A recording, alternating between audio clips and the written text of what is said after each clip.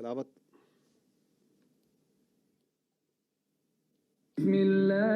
की राह में ऐसे तौर पर सफ बांध कर लड़ते हैं कि गोया सीसा पिलाई हुई दीवार हैं। Indeed, Allah loves those who fight in His cause in a row, as though they are a single structure joined firmly. In the name of Allah, the most gracious, the most merciful. Today we shall apprise you with the conduct and conclusion of Pakistan Armed Forces Operation Bunyanum Marsoos against Indian military dastardly attacks that began on night of 6th and 7th May 2025, resulting in the loss of innocent civilian lives that included women, children, and elderly.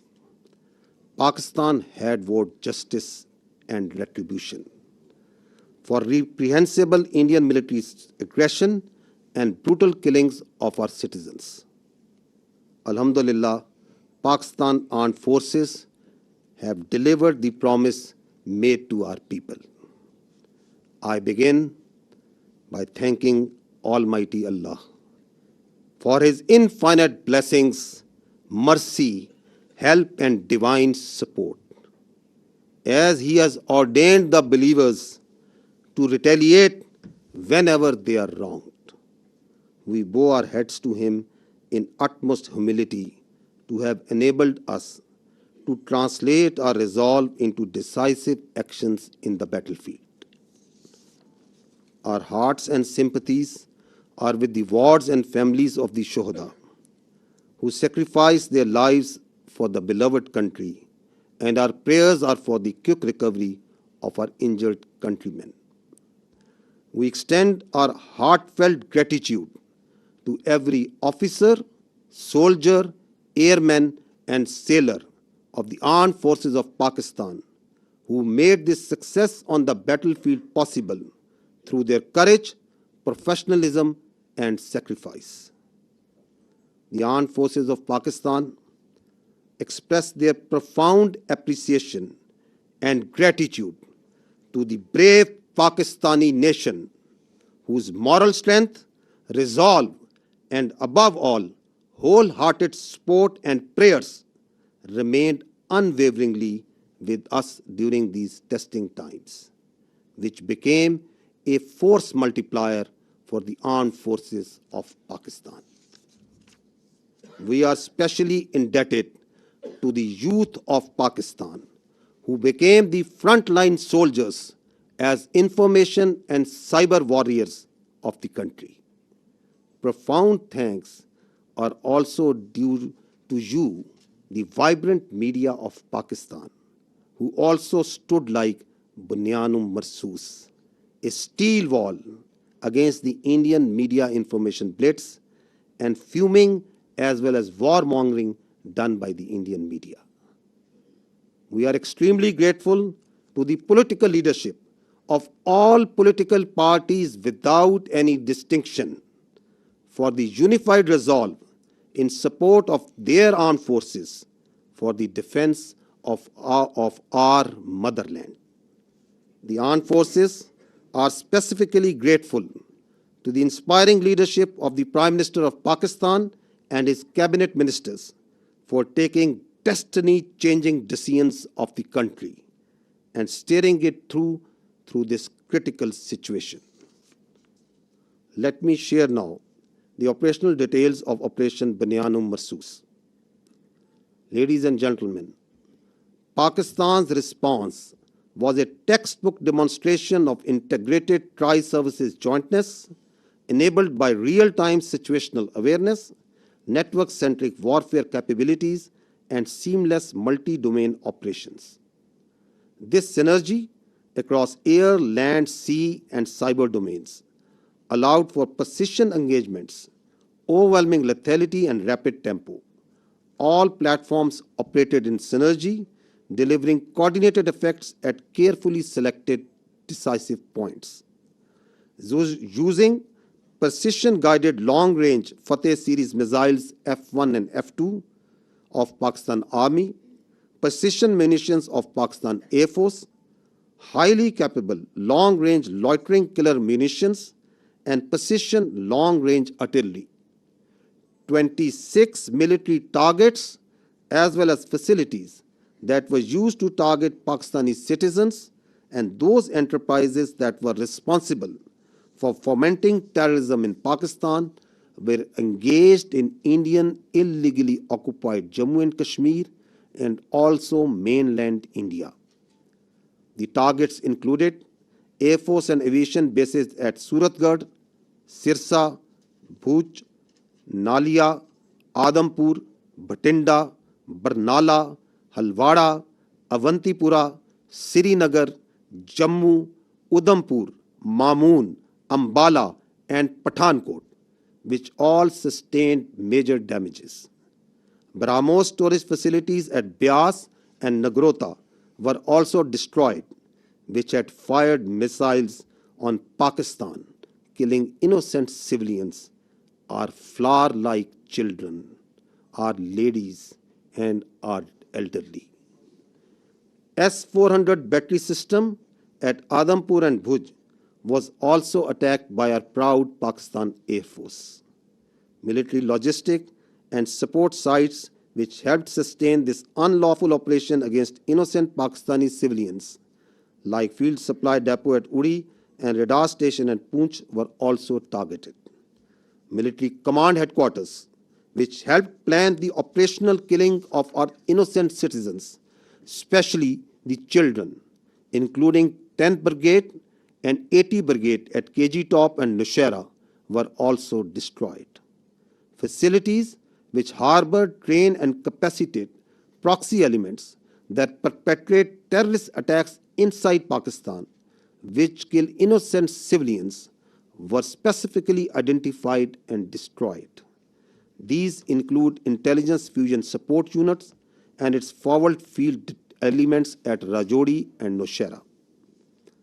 Across the line of control, military elements including headquarters, logistic bases, artillery position, and posts that had caused civilian casualties in Azad Jammu and Kashmir through unprovoked artillery and small arms fire were relentlessly targeted and heavily damaged until they raised white flags and asked for restraint.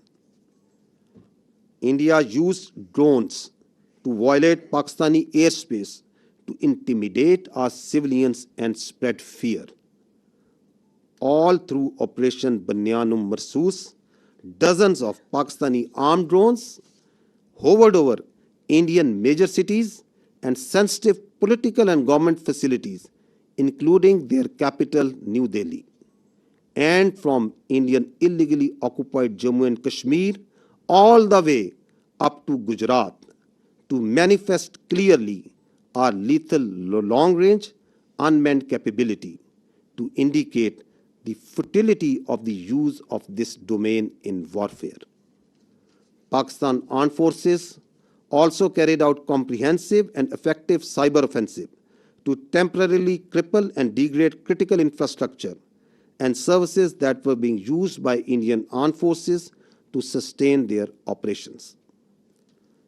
Let me tell you that Pakistan Armed Forces possess an adequate suite of very sophisticated niche military technologies, only some of which were used with restraint in this conflict, and there are many more such capabilities being kept as future surprises. Despite all this, let me say that compared to Indian relentless provocations, Pakistan's military response has been precise, proportionate, and still remarkably restrained. It was carefully calibrated to avoid civilian casualties and has exclusively targeted those entities and facilities which were directly involved in orchestrating and executing cold-blooded killings of Pakistani civilians and those carrying out terrorist attacks inside Pakistan.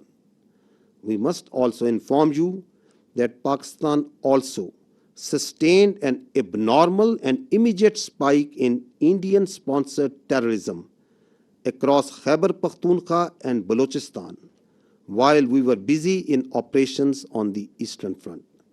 This vindicates that India is directly involved in fomenting terrorism in Pakistan, and its proxies were fully operationalized during this time to distract our attention.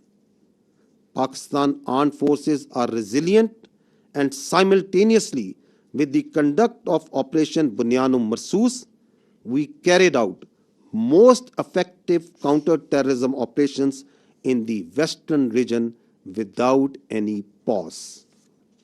Operation Bunyan-e-Marsoos has been a great example of coming together of all elements of national power with overwhelming support of Pakistani public to effectively counter the threat to our national sovereignty and integrity and the threat to our great motherland. No one should have any doubt that whenever our sovereignty would be threatened and territorial integrity violated, the response would be comprehensive, retributive, and decisive. Pakistan Armed Forces thank and salute the Pakistani nation for its courage, resilience, and national fervor during this conflict. Let me finish with the Quranic verse from the Surah Anfal. وَيَمْكُرُونَ وَيَمْكِرُ اللَّهُ وَاللَّهُ خَيْرُ الْمَاكِرِينَ. They plan and Allah plans, and Allah is the best of planners. Pakistan Zindabad, Afwaj Pakistan Payindabad. Now, ladies and gentlemen, I will read out this statement in Urdu for our citizens of Pakistan in general. बिस्मिल्लाहिर्रहमानिर्रहीम। आज मैं आपको पाकिस्तान की मुसल्लह अफवाज के operation बुनियान-ए-मरसूस की कार्रवाई और इसके नताइज से आगाह करना चाहता हूँ, जो भारत की बुज़दिलाना फ़ौजी जहरियत के जवाब में किया गया। ये हमले 6 और 7 मई 2025 की दरमियानी शब शुरू हुए, जिनके नतीजे में मासूम शहरी, जिनमें ख़वातीन, बच्चे और बुज़ुर्ग शामिल थे, शहीद हुए। पाकिस्तान ने भारतीय जारियत और हमारे शहरियों के बेहमाना कत्ल पर इंसाफ और इंतकाम का वादा किया था। अल्हम्दुलिल्लाह, पाकिस्तान की मुसल्लह फ़ौज ने ये वादा पूरा किया। मैं सबसे पहले रब्बे ज़ुल जलाल का शुक्र अदा करता हूँ। मैं सबसे पहले रब्बे ज़ुल जलाल का शुक्र अदा करता हूँ, जिसकी बेपाया रहमत, नुसरत और मदद हमारे साथ रही। अल्लाह ताला ने मोमिनों को हुक्म दिया है कि जब उन पर जुल्म हो तो वह जवाब दें। हम अल्लाह के हजूर सजदा रेज होते हैं कि उसने हमें अपनी अज़्म को फैसला कुन अमल में ढालने की तौफीक अता फरमाई। हमारे दिल और दुआएं इन शोहदा के ख़ानदानों के साथ हैं, जिन्होंने अपनी जानें मादरे वतन पर कुर्बान कर दी। हम ज़ख्मियों की जल्द सेहत याबी के लिए भी दुआगो हैं। हम पाकिस्तान की मुसल्लह अफ़वाज के हर ऑफिसर, सिपाही, एयरमैन और सेलर के बेहद मशकूर हैं, जिन्होंने अपनी जुर्रत, पेशावराना महारत और कुर्बानी से मैदान जंग में कामयाबी को मुमकिन बनाया। हम पाकिस्तान की मुसल्लह अफ़वाज पूरी कौम, खुसूसन नौजवानों के जज्बे, हौसले और भरपूर हमायत पर दिल की गहराइयों से शुक्रगुजार हैं, जिन्होंने मुश्किल तरीन वक्त में हमारे हौसले को कई गुना बढ़ाया। हम पाकिस्तान के उन नौजवानों के भी मकरूज़ हैं जो साइबर और इंफॉर्मेशन के महाज पर सफ़े अव्वल के सिपाही बने।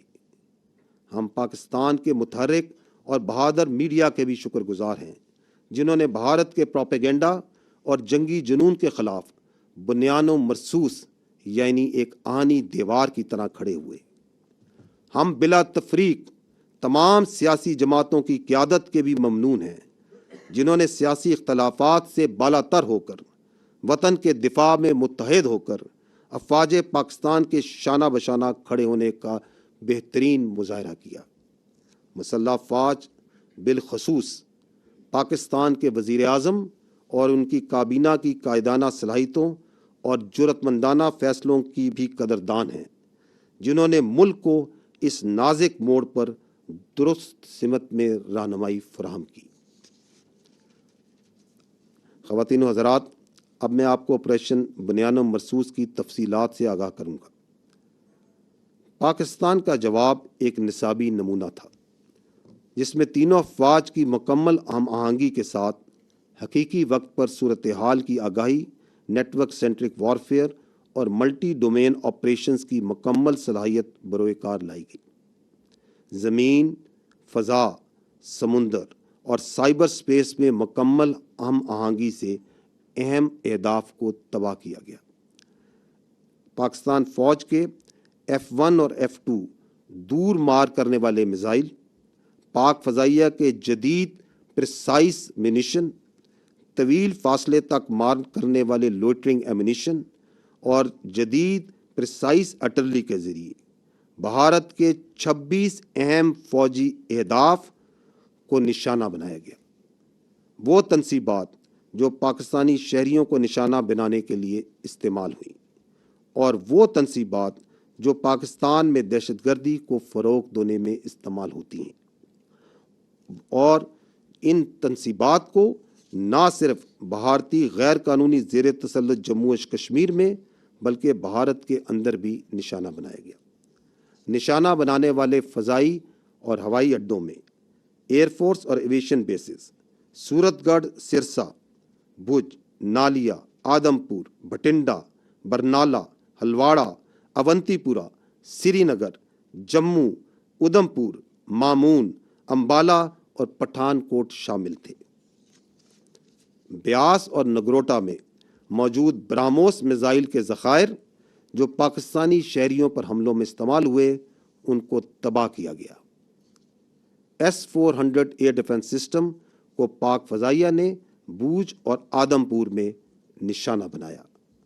اڑی میں فیلڈ سپلائی ڈیپو اور پونچھ میں ریڈار سٹیشن جیسے لاجسٹک اور سپورٹ مراکز کو بھی نشانہ بنایا گیا۔ KG ٹاپ اور نشیرہ میں موجود 10 بریگیڈ اور 80 بریگیڈ کی کمانڈ تنصیبات کو بھی تباہ کیا گیا۔ یہ وہ تنصیبات ہیں جہاں سے بلا اشتعال فائرنگ کر کے معصوم بچوں اور عورتوں کو نشانہ بنایا گیا۔ راجوڑی اور نوشہرہ میں موجود ملٹری انٹیلیجنس کی یونٹیں اور ان کے فیلڈ عناصر جو پاکستان میں دہشت گردی میں ملوث پراکسیز کو سپورٹ دیتے تھے، ان کو بھی ختم کیا گیا۔ لائن آف کنٹرول کے پار وہ تمام آرٹلری، لاجسٹک اور پوسٹیں جو آزاد جموں اینڈ کشمیر میں سولینز پر فائرنگ کرتی تھیں، ان پر شدید اور مسلسل جوابی کارروائی کی گئی، یہاں تک کہ انہوں نے سفید جھنڈے اٹھا لیے۔ بھارت نے ڈرونز کے ذریعے پاکستانی فضا کی خلاف ورزی کی تاکہ عوام میں خوف پھیلایا جا سکے اور ان کو ہراساں کیا جا سکے۔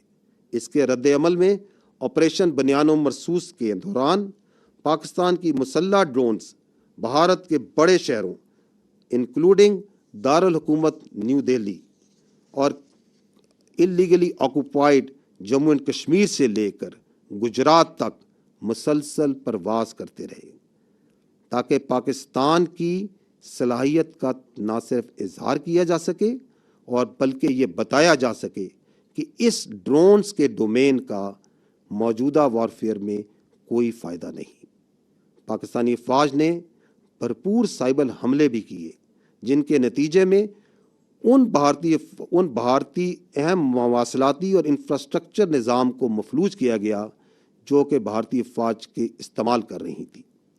یہ یاد رہے کہ پاکستانی افواج کے پاس ایسی کئی جدید جنگی صلاحیتیں موجود ہیں جن کا کچھ کا استعمال اس تنازع میں محدود سطح پر کیا گیا، اور کئی صلاحیتیں آئندہ کے لیے محفوظ رکھی گئی ہیں۔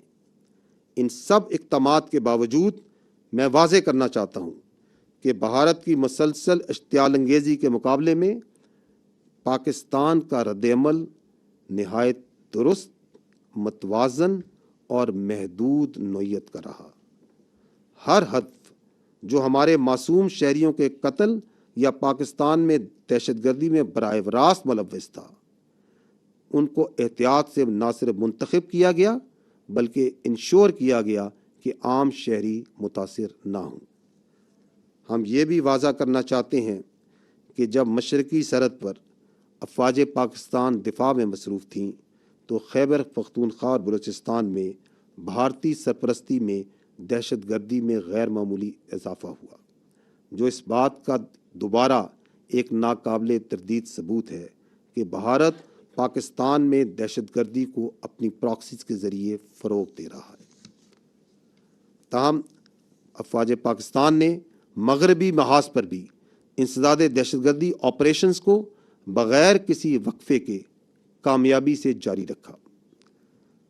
خواتین و حضرات، آپریشن بنیان و مرصوص ایک ایسی شاندار مثال ہے جہاں قوم کی تمام طاقتیں متحد ہوئیں اور متحد ہو کر مادر وطن کے تحفظ کے لیے کھڑی ہو گئیں۔ کسی کو بھی کوئی شک نہیں ہونا چاہیے کہ جب کبھی ہماری خود مختاری یا سرحدوں کی خلاف ورزی کی گئی، ہمارا رد عمل جامع، جوابی اور فیصلہ کن ہوگا۔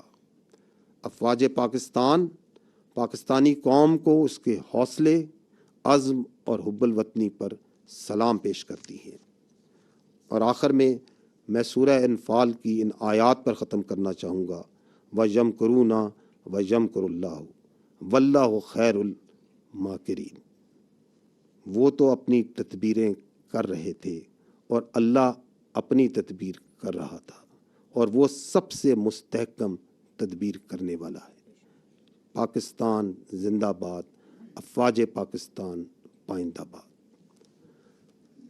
اب میں آپ کو اس آپریشن کی مزید جزیات سے آگاہ کرنے کے لیے آپ کی توجہ اسکرین کی جانب مبذول کرانا چاہوں گا۔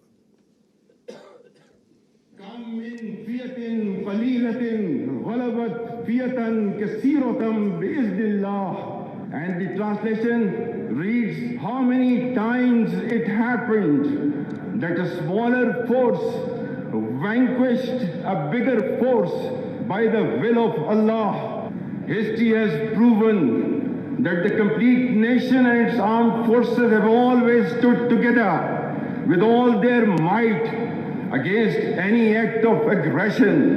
Alhamdulillah, we have the will, capacity and capability to protect our sovereignty and territorial integrity, and we are all well aware of the ways and means to do it. Our forefathers, they have sacrificed immensely, and we have sacrificed a lot for the creation of this country, and we know how to defend it. If this great Pakistani nation and the Pakistani armed forces, if 1.3 million Indian army with all their wherewithal, if they cannot intimidate us and they cannot coerce us, these terrorists can subdue the armed forces of Pakistan. ہم صرف یہ کہنا چاہتے ہیں کہ نہ ہم تمہاری طاقت، نہ تمہاری مکاری اور تمہاری جارحیت سے مروب ہونے والی قوم ہے۔ Now you just wait for our response.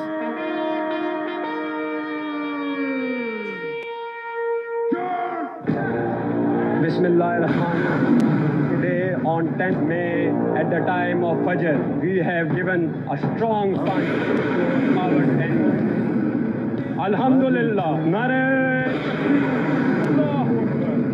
Today is 10th May 2025 and this is a smashing response to a coward enemy, and it will inshallah continue. Nare Takbir!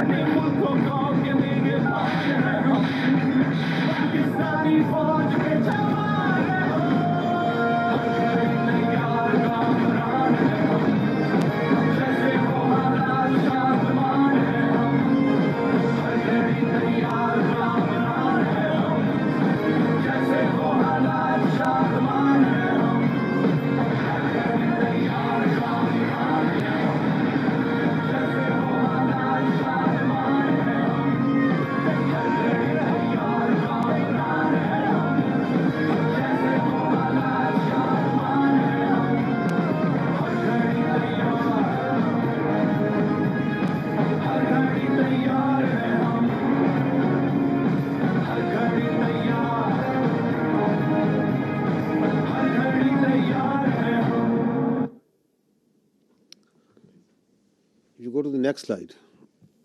If you remember, the armed forces of Pakistan promised you three things. We told you that we will give a befitting response to Indian aggression. We told you and we told the nation that, however, this response will be at the time, place, and method of our own choosing. And we also told the nation that when we will hit the Indians, the entire world will come to know. And we also told that you will not require the Indian media to report to you the phantom strikes that they said that Pakistan is taking place. Didn't we tell you all these three things? We told you. And we also told you that as these armed forces say, we ardently love to embrace Shahadat far more than you fear death. So, gentlemen, this is how it culminated. Now I will show you another clip which will tell you the story. Pakistan says the country has launched a retaliatory military operation against India. Operation Bunyan ul Marsus, which translates to a firm wall of lead, is targeting military facilities in India. We have seen this pattern of strikes in the morning, then retaliatory strikes at night. It is hard to imagine from this moment where I stand that New Delhi won't want to respond. Pakistan's army said an eye for an eye. It explained that the counter-offensive is ongoing and that it's targeting air bases in India from which missiles had been launched. Just after morning fresh, there were series of loud explosions were heard across Jammu and Kashmir, including Uri, Nagrota, Jammu, Udhampur, as well as the major cities of Srinagar and Jammu. Pakistan decided to launch a massive retaliation that included fixed-wing aircraft, as well as drones, and also cyber attacks. They hit 8 air bases inside of India and Indian-controlled Kashmir. Important distinction, these are India proper as well as in Indian-controlled Kashmir. And those air bases, one of them they say that they've hit a sophisticated air defense system, and another one that they say that they've taken out a missile storage tank. Pakistan's military says the strikes are in retaliation for what it calls Indian aggression. Islamabad claims it has hit multiple military targets near the line of control. Pakistan responded with a relentless, a massive barrage of missiles and rockets, they say, Pakistan says, into Indian military facilities, bases inside India, air bases, weapons storage, and along that disputed line of control in Kashmir against military bases there. They say that this, from the Pakistan perspective, their communications, how they were communicating with Secretary Rubio, that really put India on the back foot. It didn't know what had happened. India, according to Pakistan, reached out to Secretary Rubio, reached out to the Saudis, reached out to the Turks, reached out to others to find a diplomatic off-ramp, got engaged after that onslaught in diplomacy.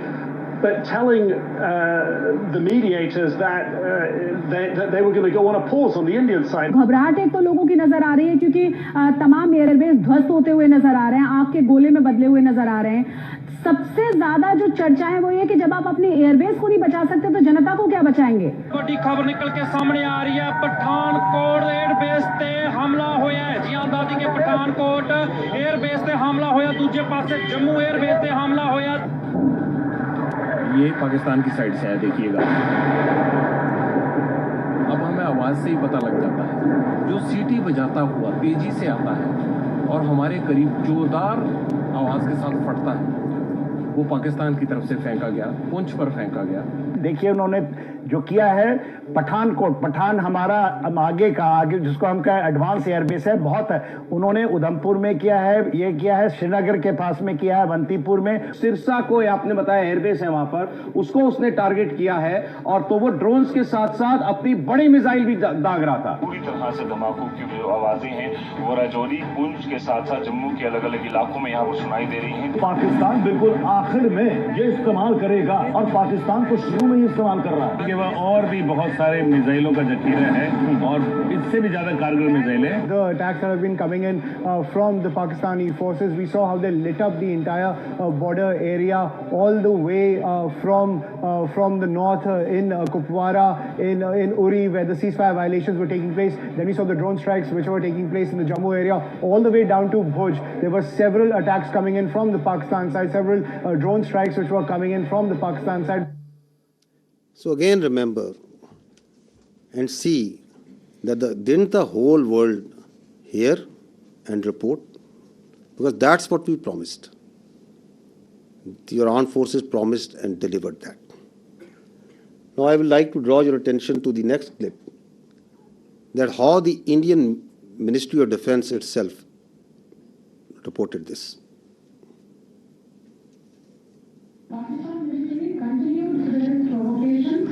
Carrying out aggressive actions employing multiple threat vectors all along the western border.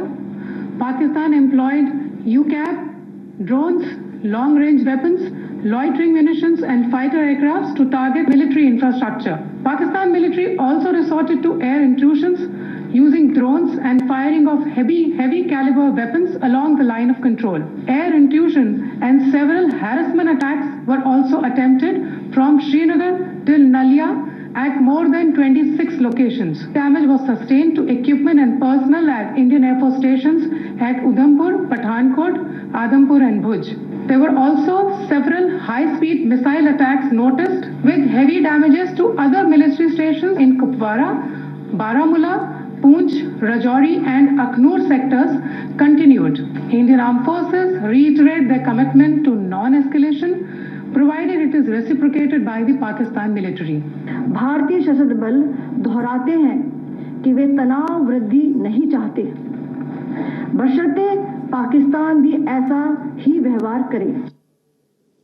So did you find even there from the Indian statements that did Pakistan attack anything other than military targets?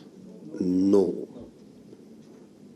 Did any international media, even Indian media, what are they reporting? Precise targeting of the military installations, posts. We told you that we don't target civilians. Our religion does not allow us. Our culture does not allow us. Our professionalism of these armed forces doesn't allow us. That we will never target civilians. So they are even acknowledging that. And they are also saying that once they received the message, once they got the message, then who asked for non-escalation? Who requested that they want non-escalation, that the things should go down? So it's for all to see. So now I will request first Vice Admiral Rab Nawaz to give you a short brief on the naval operations that were part of the Operation Bunyan Marsoos, followed by Air Vice Marshal Aurangzeb on the air operations. And after that, we will take your questions and answers. Thank you. Thank you, sir. Ladies and gentlemen, I'll very briefly talk about the role of Pakistan Navy in the defense of Pakistan during this particular crisis. And by the grace of Almighty Allah and with Almighty's help, we were able to defend Pakistan's sea frontiers and deter an enemy which is numerically superior. We kept the enemy at bay, and I'll just briefly talk about how we executed our operations. So essentially, protection of Pakistan's maritime interests in seaworld defense, that is the task of the Navy. And Alhamdulillah, with the help of Almighty Allah, we were able to do that. On any given day of the year, we maintain perpetual readiness. And what that means is that our ships and submarines, they are stocked up, all the military logistics are stocked up. And for us, the transition from peace to war is not only swift, it's almost invisible.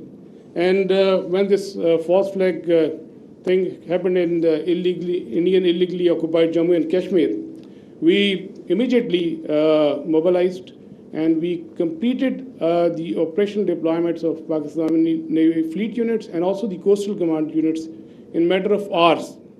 Our submarines, our ships and aircraft, they were at, in their respective areas where they were supposed to be, and we were ready to thwart any aggression from the sea. And go on to the next slide. Ladies and gentlemen, maritime domain awareness, that is essentially to know what is happening in your area of interest. That is critical for the naval operations. And I'll just briefly talk about that, because to generate any response, you need to be aware of the happening in your area of responsibility. And we were maintaining 24/7 vigil at sea. And okay. A couple of days back, there was a hype. You heard about INS Vikrant approaching Karachi. And I'll just briefly tell you that we were keeping a very close eye on the activities at sea. And this is essentially the Indian Navy surface disposition throughout these days. They had a couple of ships in this particular area. They were moving around in this area. And there was a ship off Salalah, which was operating over there. And this is the much talked about the Indian carrier. We were monitoring it right from the day one. On 30th of April, it was here. Then it moved up here. Subsequently, it moved up here. And on the night of 6th and 7th May, it was back, close to Ratnagiri, very close to Mumbai. And then on 9th May, it was here, essentially 400 nautical miles away from Pakistani coast. And again, then it retreated back close to Mumbai. So we were keeping a very close track on this particular carrier movement. And there was no cause of concern at any time. If the carrier comes closer to 400 nautical miles and even closer, that essentially simplifies our problem. So we were the Pakistan Navy Maritime Air Arm in coordination with the strike component of Pakistan Air Force. They were cockpit ready to generate any kind of response at that time, at all times. And I was in constant communication with the Deputy Chief of Air Staff, Air Vice Marshal Aurangzeb at all times. And we were just ready. If there is any aggression from the sea, we were there to respond effectively. And let me say another thing. That is, you know about the carriers, you have seen them in the movies, but as a professional military officer, I don't want to underestimate the enemy, but, let's put the things in the right perspective. The INS Vikrant and the carrier, the Western carrier, there's a huge difference. This is an aircraft carrier which essentially sailed with 8 to 12 MiG-29s, which was barely essential to carry out its own air defense. The purpose of the carrier is power projection and to ensure air superiority in a given sea area. So with this, less said the better. This is simply not possible, and the Indian Navy exactly knew this, and that is precisely why on the 9th of 6th and 7th, when they carried out this cowardly attack on the civilians, they moved this carrier to the safety of their own coast, well away from Pakistan's strike capability, close to this Ratnagiri area. And again, on the night of 9th and 10th, it was moved very close to the Mumbai. It was essentially 17 to 20 nautical miles of Bombay. But we were keeping a track. We were fully aware of their movements in this area, and we were always ready to generate a response in coordination with the Air Force, especially in case of the aircraft carrier. Subsurface elements, the offensive element, they were offensively deployed. They were in their respective areas and ready to generate a response. And also, you might have seen this footage. You know, we were not only in the surface domain, but we were essentially effectively monitoring their air surveillance things. And because of the operational security reason, I'll not talk much about how we did that, but we were keeping an eye on this particular activity as well. And likewise, in the subsurface domain, our anti-submarine warfare vigilance was all-time high. We were monitoring the movement of their submarines when they left their shores, and we exactly, had an idea where they would be, and we had our ASW surveillance and suppression effectively going on at all times. Likewise, another component of Pakistan Navy's responsibility is the defense of the Creek area. We had our coastal command units deployed over there in close coordination with headquarters 5 Corps elements, Pakistan Army elements, and they were poised to defend this particular area in case of any aggression from the south. Another important component is the protection of ports and harbors. You have just heard the DG-ISPR talked about the subconventional threat that we witnessed. There was a surge in other part of the country, and we were, there were real-time apprehension that there may be a surge. So we ensured the protection of all ports and harbors of Pakistan, and coastal command elements, they effectively played a very, very important role in this. And just to mention that on the night of 6 and 7, when they carried out the attack on Pakistan, we were fully ready to respond to any aggression from the sea. We were just ready, and but the enemy chose not to come our way. It was essentially not a matter of choice. I would say it was a matter of compulsion, because enemy fully understood the cost it would have incurred had it ventured from the sea. And likewise, वापस जाइएगा, go back please, go back. And a few words about the missile threat that you have talked about. You must have heard the enemy missile attack. We were keeping a very close eye in enemy deployment in this area, from where they can potentially launch a missile threat towards Karachi. We were fully aware, and we had our response ready to in that eventuality. And go on to the next slide, please. Ladies and gentlemen, all operations, whatever we do in the military domain, they are to create certain effects. We look for the effects, and the effect that we created, we were able to resolutely, with our posture, we were able to deter the Indian Navy despite its numerical superiority. A number of times have more assets and more forces, and with an annual budget of like $13 billion. So Pakistan Navy, with its potential, with its posture, with its capability, was effectively able to deter the Indian Navy from doing any venture from the sea, alhamdulillah. And that is very, very important. That is essentially the job of the Navy, to ensure that the free flow of trade continues. That's the backbone of the economy. Our 95% of trade is through the sea. Alhamdulillah, we were able to ensure that the shipping continues, the free flow of trade was ensured, and we were able, all our ports and harbors, they remained open. And you can Google yourself. So what was the case on the other side? You can Google about Kanda and Mundra, and there were some disruptions, but that you can check for yourself. But alhamdulillah, we were able to effectively ensure this. Next. We had a wonderful inter-services synergy, very effective communication, and like I said, I was in constant touch with the DGMO and the Deputy Chief of Air Staff Operations. At all times, we fully coordinated our operations. and alhamdulillah, and I think that's really successful for execution of maritime operations. Aage chale.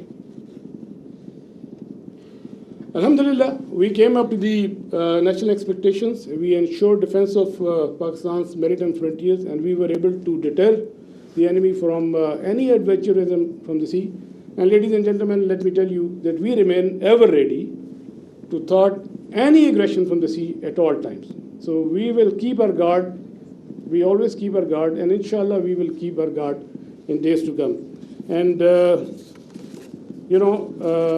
last but not the least, I'll end my presentation that the next time when you think of Pakistan Navy and the silent guy, please remember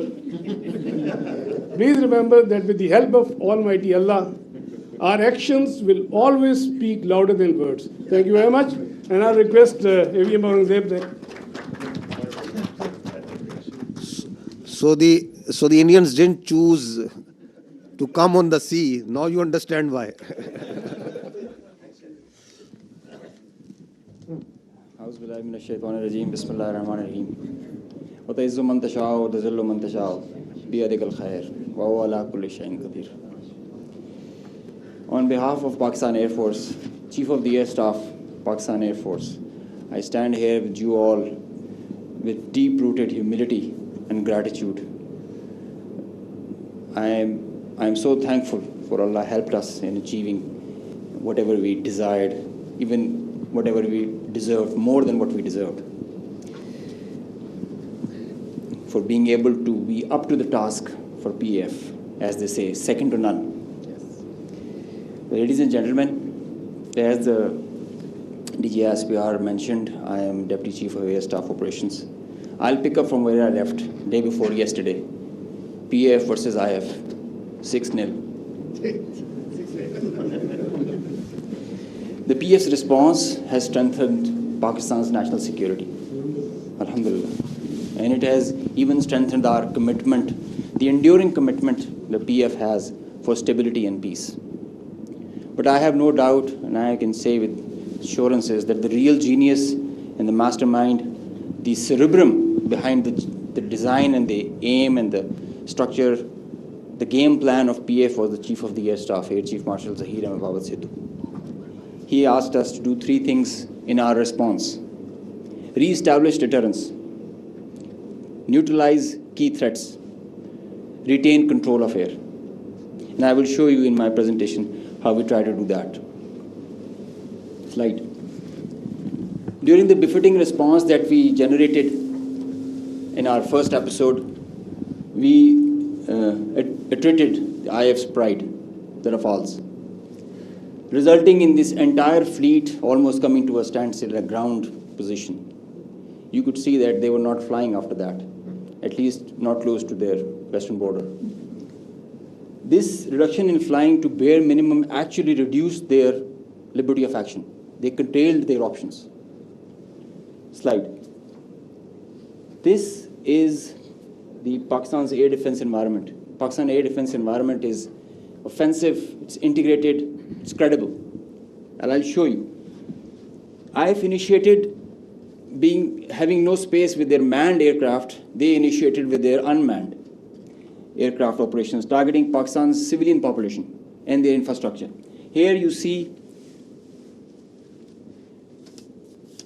all these spots all across the swath of drones and UAVs who are coming inside our territory, which is being picked up by all our radars from the moment they were entering, even before that. Slide. Now, PF's air defense environment is suitably configured to detect enemies' low RCS radio radar cross-section, high and slow speed platforms. That you can see that they are all visible by the time they are entering. Slide. So the anti-drone systems of Pakistan Air Force and Pakistan Army also, in Navy, they rendered the enemy US drones attacks ineffective by spoofing, jamming, and making their systems, rendering them unserviceable. Slide. All drones with low cross-section also were detected, rendered useless through utilization of the indigenous GPS jamming systems that we have, the data and the SATCOM link denial that we created through our indigenous systems that we have made ourselves. So whenever those systems were attacked with the soft kill, they had their error induced into the GPSs and they were going haywire. And whenever they were coming closer to any civil population or a civil area of high value, a direct or a hot kill was achieved on them. Slide. So here you can see they were neutralized mid-air with the hard kill whenever they were coming close to any population or any area. Being in a sparsely populated area, they were left all around and they were applied with the soft kill. Slide.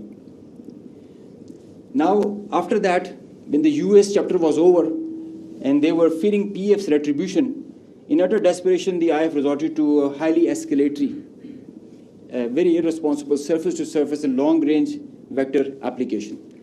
You can see this is Suratgarh and this is our base Rafiki. This is our eastern border, and you can see the BrahMos, high-speed BrahMos traveling almost at 3,000 kilometers per hour, who are going over there and coming, numerous, one after another. And now they were being attacked with PF's soft kill. We were inducing the errors into them, into the GPSs, which increased their CEP. The probability of missing their target increases. And hard kill was also achieved. Here you see one of the US has gone, if by the end of the slide you see one of the US has overshot the target and gone ahead. This is the radar picture. You can see that they are going, this BrahMos will miss the target and will go ahead and fall in some no man's land. And they are being, one after another, they are coming back, crossing the borders. They are being picked, slide. They are being picked as soon as they are being launched. So real-time launch, mid-flight and terminal phase of all SSM, PF has the capability. Our air defense system, as I just mentioned, is very offensive, integrated, and credible. So here you see that they are being launched from Bhuj area. This is the southern part of the country. And this is our airfield Bhulari. You must have mentioned, you have seen there were a lot of mention from our counterparts. Here you see this BrahMos is coming. It's almost reaching the target, and you'll see when we will apply the soft kill, look what happened to it. It moved left and then disappeared towards the ground. This is the radar evidence that we have that there so many of their vectors missed the targets. A lot of them did make because they were throwing like hundreds of them. Next slide. There's one more very interesting thing that I would like you to all see. This is where it is launched from our eastern side towards Jaisalmer. This is our airfield Shahbaz, Jacobabad. Now this BrahMos is crossing on top of Shahbaz and it is going towards our western border, almost to our neighboring country, towards that. You can see this is going there, it's going ballistic. Now they are not even threatening their neighbor, they are threatening the regional stability of the whole continent and the larger area. So effective sensor to shooter grid that was made by PAF and the potent hardened soft kill capability that led to the missed target opportunities for lots of their surface-to-surface and long-range vectors. Slide. Now this is another thing that I want you to all to see. This is a launch of a high-speed projectile that has been launched from their area surrounding Adampur. Now these are the vectors where our radars are picking them, and it is disappearing short of Amritsar area within their own territory. This is the most absurd kind of a targeting psychology or practice that you would see, that you are not only targeting neighboring countries to your enemy, if they consider it, and your own people as well, jeopardizing their safety. This is the high-speed project impacting within own territory, and we have other pictures for that also. This is the repeat occurrence that happened the other night also. Slide. Now the PF's response, I would like you all to pay attention to that, because this is kind of a dizzy slide, but I will go one by one so that it's all clear. PF's response, PF's effective spectrum warfare, which supplemented the kinetic ops that we envisaged to take. The integrated, seamless, synchronous utilization of EW, cyber, and space domains, coupled with the synergetic all-domain offensive response, which orchestrated following a very intricate targeting mech, the mechanism that we undertook to engage the targets of swift, calibrated, effect-based approach to operations, which was undertaken across complete swath of the Indian Western Front. Now you have seen in the video montage that the whole border was exposed by PF and our armed forces. So starting from the north across LOC till Kandla, with targets including airfields, ammo dumps, as far and as deep as Delhi. I mean, you can say something about Islamabad, which is a stone's throw distance, and Delhi, with, as the DG-ISPR mentioned, some other cards up our sleeves with more ranges. The Barnala C2 Center, which is the heart of their IACCS, and other airfields, Nalia Bhuj and Kandla, as they mentioned. You can see, Google it also so that you can see the effects. PF's hypersonic missiles, unmanned force, stand-up weapons, and long-range vectors all were on the menu for the multi-domain operations that we undertook. So PF's utilization of niche and disruptive capabilities struck deep inside the enemy. And there were like hundreds of drones that were there. Hypersonic, engaged targets, deep, precise, lethal, destructive. Slide. Just go back. I will explain the slide that is coming ahead.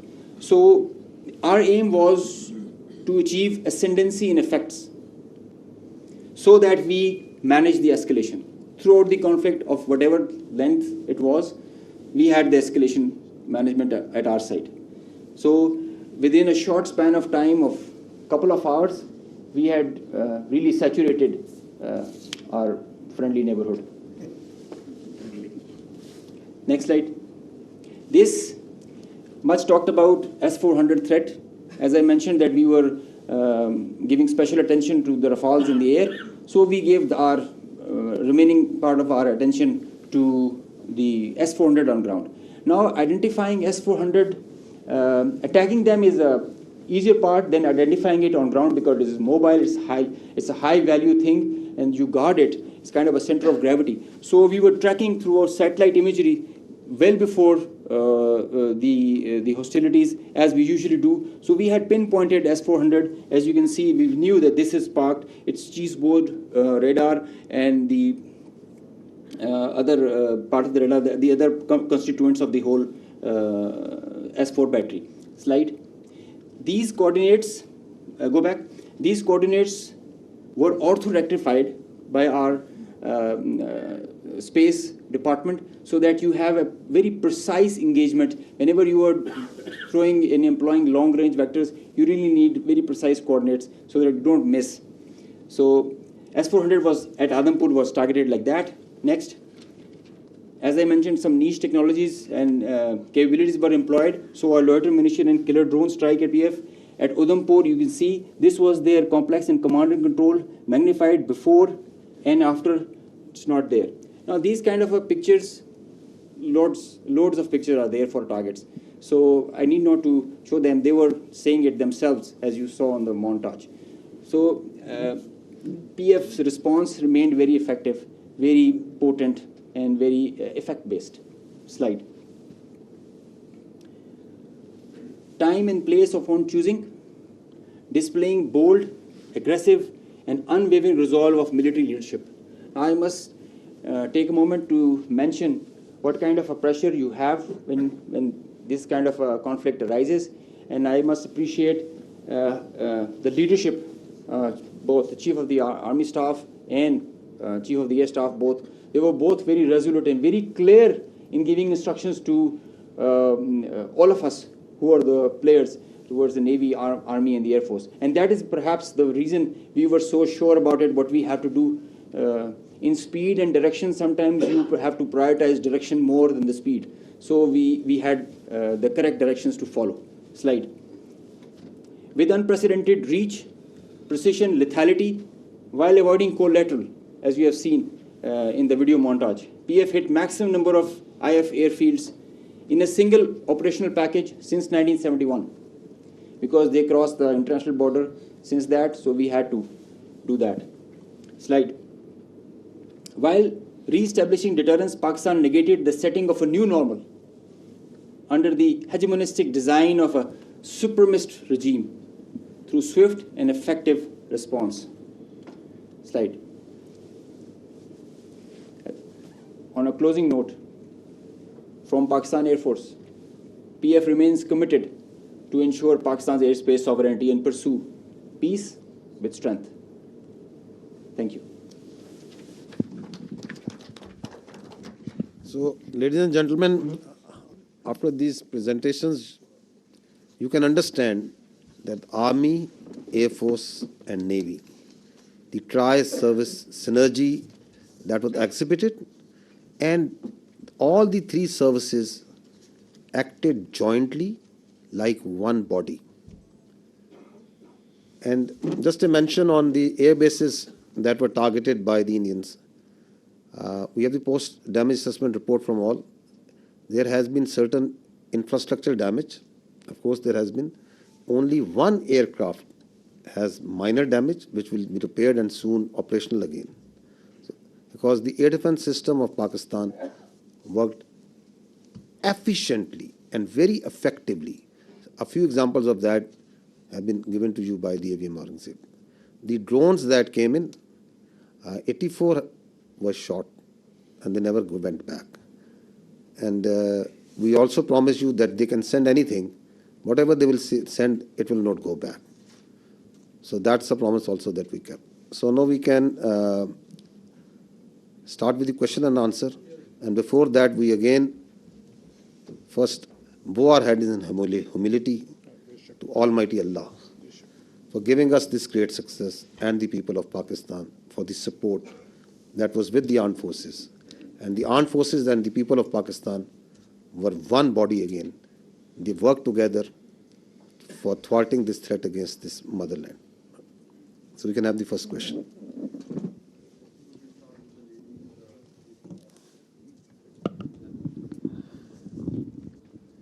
Thank you very much, sir. Thank you very much, sir. This is Sumaira Khan from Sama Television. And first of all, let me convey the pulse of the nation as well. They cannot reach you in person, every one of them, but the heart of felicitation is indeed with you from the masses of Pakistan, specifically youth, you mentioned very rightly. My question is, in that whole span of escalation, the Indian government had been issuing extremely provocative statements regarding initiation of war, and not just the government, but unfortunately their media was also, to me it seemed very war frenzy.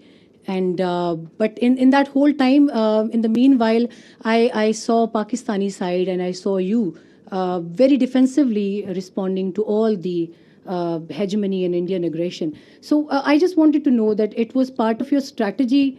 What was that? Or you never wanted that escalation to rise to all those levels? And a quick comment from Aurangzeb as well, that the multi-domain, how would you elaborate it? How did you incur it in the PF strategy to kill the Indian side in the battlefield? Thank you. So as far as the question to the escalation is concerned, let me say it. The reality is that in a conflict which is between two rival nuclear powers, such a conflict is actually an absurdity. And it is inconceivable and sheer stupidity. Why? Because that conflict can lead, in the case of Indo-Pakistan, India-Pakistan, can lead to the peril of more than 1.6 billion people. So, in reality, there is no space for war between India and Pakistan. And if anyone wants to carve out this space for war, he is actually carving out space for mutual annihilation. So that is why you saw that in this conflict, Pakistan acted in a very mature manner. And through conventional forces, we maintained escalation control. Through conventional forces, we gave them a two-notch up response, while also ensuring that these forces, the Pakistan Army and the other forces that were employed on the Western Front, on the counter-terrorism operations, no pull is also exerted on them. Thank you.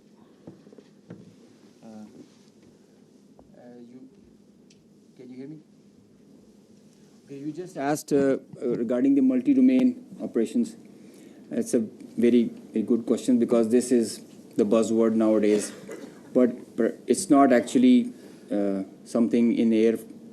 It's an actual real milestone for PEF. The warfare has changed drastically, and so has everything that is associated with it. It's not the erstwhile concept where you can just get the number of aircraft in air and see. It's called a new AMSO, the electromagnetic spectrum operations. It's a whole new environment that is there. And everything that is regarding Air Force and in the air, it's concerning the electromagnetic spectrum. Now, air supremacy has to be preceded by a spectrum supremacy. And if you control the spectrum, you control the conflict. So Pakistan Air Force, and especially this is a thing that is pursued so vigorously by Chief of the Air Staff, that we have to have that spectrum warfare capability. And you saw how we manifested it. It is a combination of EW, space, cyber, air, land, and sea, command, control, communication, infrastructure, information. All these things, they are in the wider spectrum of electromagnetic operations. And that is how you create an environment. You create a EW web that you manifest in the whole operations. It has to be choreographed at each step, and when to administer what. And it has to be preconceived. I mean, you can't do it randomly, and you cannot just do it on your whims. So you have to understand the whole idea and whole architecture. It might get pretty technical, but multi-domain operations is the need of the day, and all those air forces who kind of relegate it, they end up in the wrong side of the barrel. So Pakistan Air Force prioritizes it. We have our own Spectrum Warfare Operations Center, which is controlling the even in a small battle or an engagement to a larger campaign. Because now all the players who are there, all aircraft, they have so much of sensors and there's so much of fusion going on, the data links, the software-defined radars, they're all thriving on the electromagnetic spectrum or being challenged by it. So each player is taking a campaign-level decision, the kind of information he is having. And if he doesn't get that information, he is redundant. So electromagnetic warfare is the need of the hour, and multi-domain operations is what carries you, propels you to perform and achieve the mission success with mission survivability, denying the same to the enemy. Thank you. My name is Kiran. I'm from the Khorasan Diary. Sir, I have two questions on what basically I need confirmation. Is that one, when President Trump tweeted about the ceasefire, they said that Pakistan and India can talk in a third country. और अभी जो शाम में Indian authorities की meeting press conference हुई है, they said that the DG-MOs spoke in which Pakistani DG-MO asked for ceasefire first, and tomorrow there is a call already planned at 1200. Meanwhile, the IAF said that their operation is still continued. So what is Pakistan's strategy tomorrow when the two DG-MOs are going to talk? And the second thing is that as international media also reported that Pakistan has Indian pilot in the custody. So do we have Indian pilot in our custody? And if we have, are we going to return her or him? So I can confirm you very clearly, we don't have any pilot in custody. This is all social media chatter. This is all part of the multiple source of fake news and propaganda that keeps on, that has been generated from multiple sources. As far as your first question is concerned, let me say it very clearly and put it on record. Pakistan never requested. The fact of the matter is that on the night of 6th and 7th May, once those ghastly and cowardly attacks were made, the Indians requested after those attacks. And Pakistan gave a very clear response that we will communicate back only after we have given the response that this and retribution that this act deserves. So on 10th of May, after that response and retribution, that just retribution, targeting not the civilians, but those military establishments, those units, those places from where the attack on the civilians, the innocent civilians, the children was made, once they were neutralized and taken out.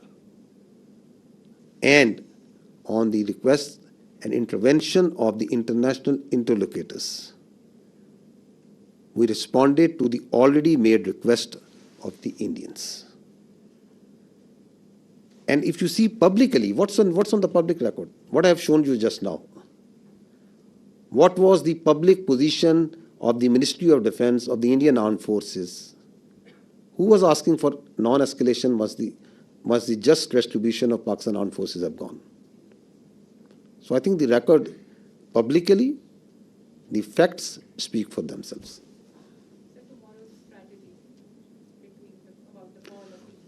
You want me to make public that what strategy are we going to adopt?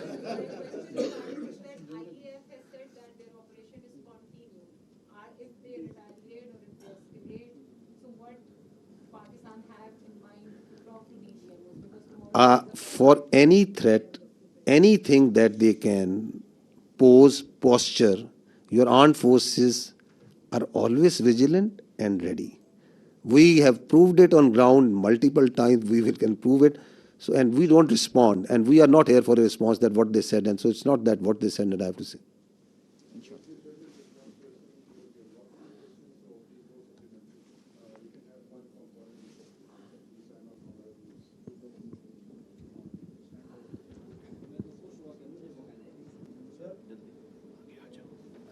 Thank you very much.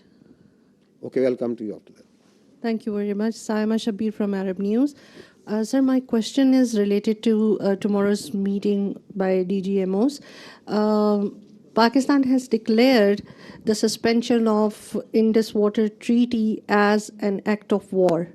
So if tomorrow on the agenda, this Indus Water Treaty suspension is on the table and India does not call it off, I mean, it does not regulate it again, and it is suspended till the time. So what would be the strategy by Pakistan Army, because Pakistan has called it an act of war? So the position of the government of Pakistan on the Indus Water Treaty is absolutely clear, and no further comment is needed on that.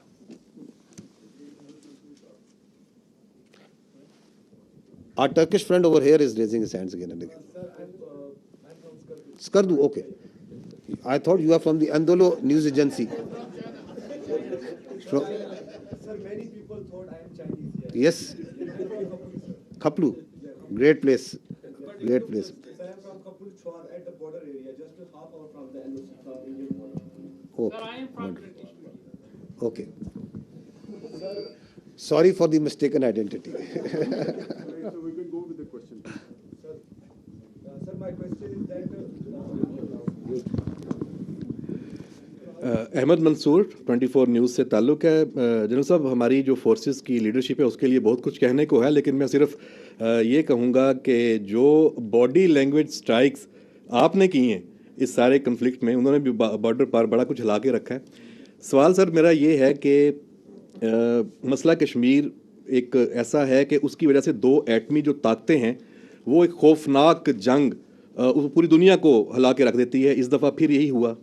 और अभी जो सदर Trump ने अभी जो दूसरा tweet किया है, उन्होंने मसला कश्मीर को एक मुतनाज़ा इलाका करार दिया है, उसका जिक्र मुतनाज़ा खित्ते के तौर पे किया है। तो इंडिया तो इसको अपने तौर पे इसको गैर मुतनाज़ा कहे बैठा है, लेकिन क्या ये एक बड़ा नादर मौका नहीं है, सुनहरी मौका नहीं है पाकिस्तान के पास कि अब इस जो कन्फ्लिक्ट के तनाज़र में, अब चूँकि दुनिया भी राब्ते में है, सबकी नज़रें हैं इस पर, तो पाकिस्तान दोबारा मसला कश्मीर को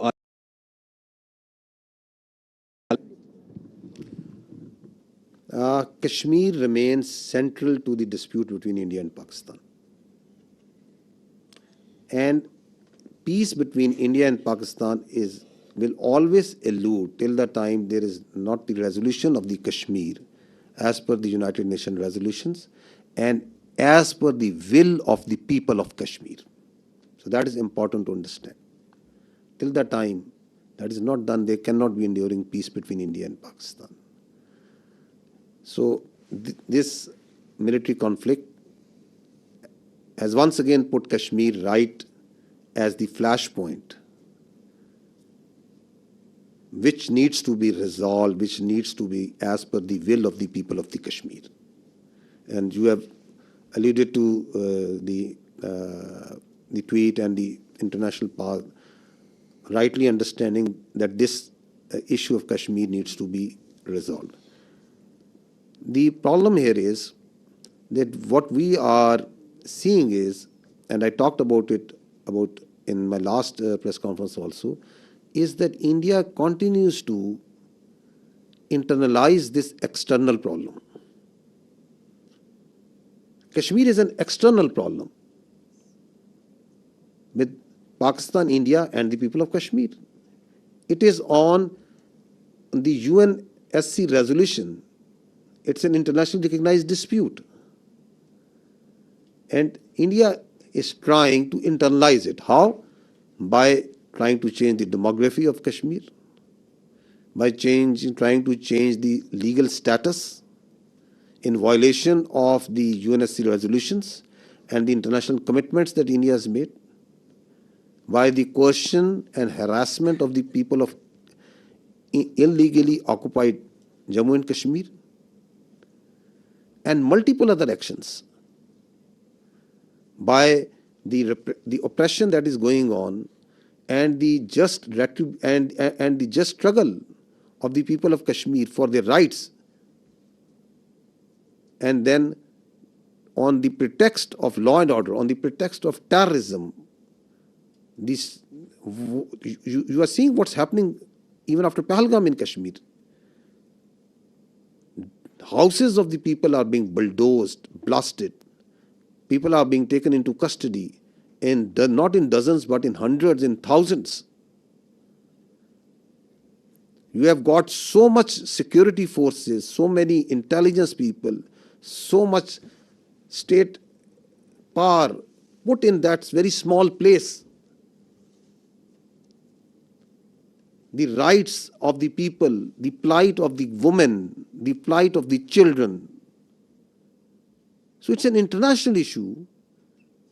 Talk it out, find a solution which satisfies the will of the people. So that is what needs to be done as far as Kashmir is concerned.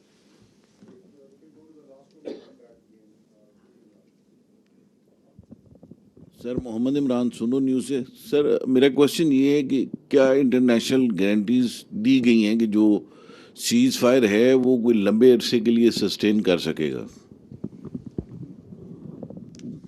You see, being the spokesperson of the armed forces of Pakistan, I can